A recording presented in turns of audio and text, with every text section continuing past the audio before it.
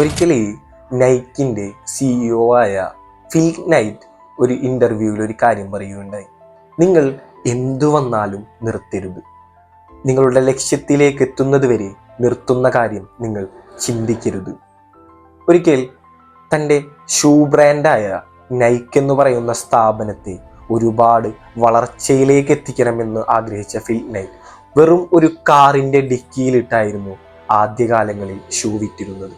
പയ്യെ അദ്ദേഹം ഒരു കട നിർമ്മിക്കുകയും 1984 ജോർദാൻ എന്ന് പറയുന്ന വലിയൊരു ബാസ്കറ്റ് ബോൾ കളിക്കാരനെ കൊണ്ട് തൻ്റെ ബ്രാൻഡിനെ പ്രൊമോഷൻ ചെയ്യിപ്പിക്കുകയും ചെയ്തു.